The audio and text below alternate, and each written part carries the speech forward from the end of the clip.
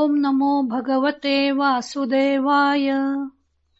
सार्थ सुबोध ज्ञानेश्वरी. लेखन व वाचन सौ मनीषा भास्कर अभ्यंकर, महाराष्ट्र, मिरज 416410. अध्याय 13वा. क्षेत्र क्षेत्रज्ञ योग. क्षेत्र क्षेत्रज्ञ निर्णयासंबंधी मतांतरे भाग 8वा. वैशेषिकांचं मत. ओव्या आहेत 58 ते 65. क्षेत्र क्षेत्रज्ञाचा निर्णय करताना विविध दर्शनांमध्ये कसा मतभेद दिसून येतो व ती एकमेकांची मते कसे खोडून काढतात ते ज्ञानदेवांनी वादविवादाच्या रंजक रूपात मांडलेलं आहे.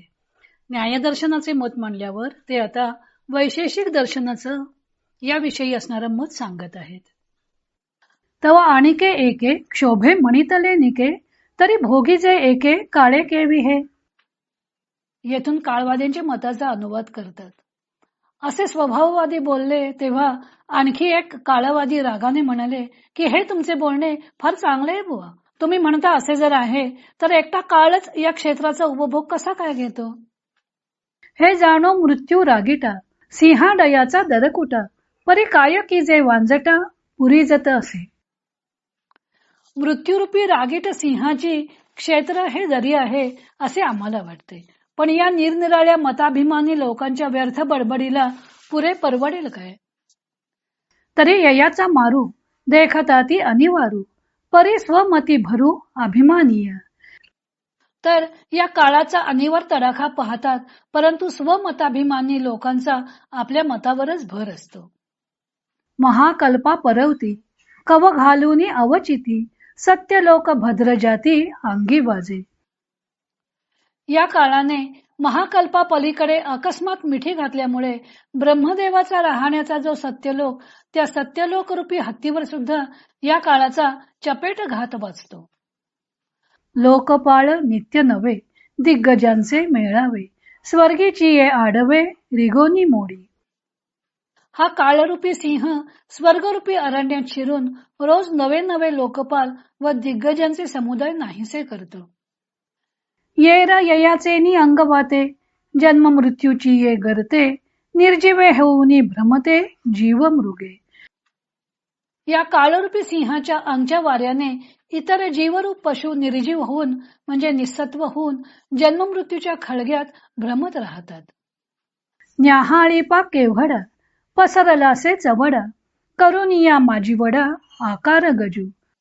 सर्व आकार मात्र पदार्थ हाच कोणी हत्ती, तो ज्या चवड्यामध्ये धरला गेला आहे तो काळरूपी सिंहाचा पंजा केवढा पसरला आहे पहा. म्हणून काळाची सत्ता हाची बोलू निरुता ऐसे वाद पंडुसुता क्षेत्रा लागी. म्हणून सर्व काळाची सत्ता आहे हे बोलणे खरे आहे असे काळवादी म्हणतात. अर्जुना, असे हे क्षेत्राविषयी वाद आहेत.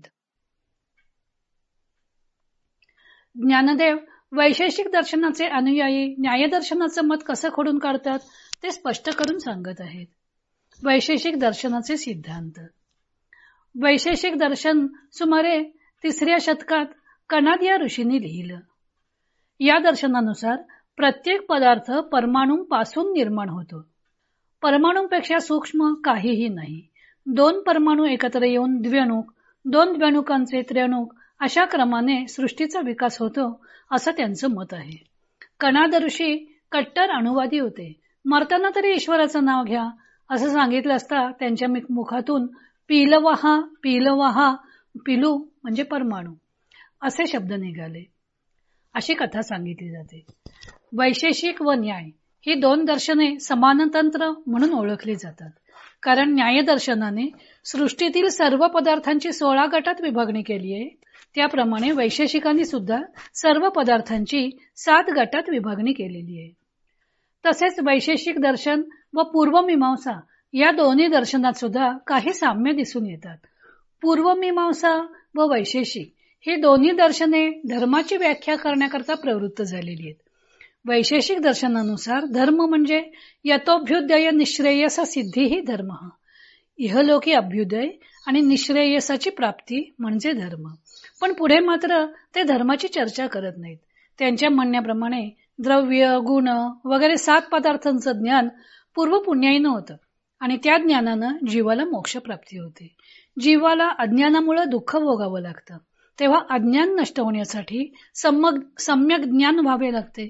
सम्यक ज्ञान म्हणजे प्रमा, आणि ते ज्ञान करून देणारे साधन ते प्रमाण. तेव्हा 7 पदार्थांचं ज्ञान करून घेतलं पाहिजे असं हे दर्शन सांगतं. द्रव्य, गुण, कर्म, सामान्य, विशेष, समवाय आणि अभाव असे 7 पदार्थ या दर्शनानं मानलेले आहेत. त्यातील विशेष म्हणजे एखाद्या पदार्थाला इतरांपासून वेगळे पण दाखवणारा धर्म. ज्या गुणधर्मानुसार एक पदार्थ दुसऱ्या पदार्थापासून वेगळा ठरतो तो विशेष. विशेष या पदार्थाला या दर्शनात अत्यंत महत्व असल्यानं या दर्शनाला त्यावरूनच वैशेषिक दर्शन असं नाव मिळालेलं आहे. जग हे सत्य असून परमाणूंच्या संघातानं विश्वाची उत्पत्ती होते असा त्यांचा सिद्धांत आहे. विश्वात अनेक मूलभूत पदार्थ आहेत असं हे दर्शन मानतं. भौतिक पदार्थ व जीव हे अनेक व परस्पर भिन्न आहेत. तसेच चेतन व अचेतन यातील द्वैत वैशेषिकांना मान्य आहे. द्रव्य या पदार्थात त्यांनी पंचमहाभूते आणि दिक्, काल, आत्मा आणि मन अशी 9 द्रव्य मानलेली आहेत. त्यातील काल हे द्रव्य नित्य आणि विभू आहे. कोणत्याही घटनेचे काल हे सामान्य कारण आहे. कारणे कालः असं सूत्र आहे. सृष्टीचं निमित्त कारण काल हे आहे असं हे मानत असल्यामुळं ज्ञानदेव यांना काळवादी म्हणतात. स्वभावतः सर्व होत असते हे नैयायिकांचे स्वभाववादी मत ऐकून काळवादी या वादविवादात उतरले. ते त्यांना म्हणू लागले की क्षेत्र एकतर काळाच्याच स्वाधीन असलेलं दिसून येतं, तेव्हा एकटा काळच या क्षेत्राचा उपभोग घेतो असं सांगून ज्ञानदेवानी काळ या क्षेत्राचा उपभोग कसा घेतो, त्याचे हात कुठवर पोचलेले आहेत, त्याचं रूपकानं वर्णन केलेलं आहे. क्षेत्र म्हणजे मृत्यूरूपी रागीट सिंहाची दरी आहे. हा मृत्यूरूपी काळ महाकल्पाच्या पलीकडे असणाऱ्या ब्रह्मलोकापर्यंत जाऊन पोचलेला आहे. हा काळसिंह ब्रह्मलोकरूपी हत्तीला सुद्धा आपल्या पाशात ओढतो. त्याचे हात स्वर्गापर्यंत पोचलेले आहेत. तेथे जाऊन तो लोकपाळ व दिग्गजांच्या समुदायांना आपल्या मुखानं विदीर्ण करतो. मग सामान्य जीवांची काय कथा?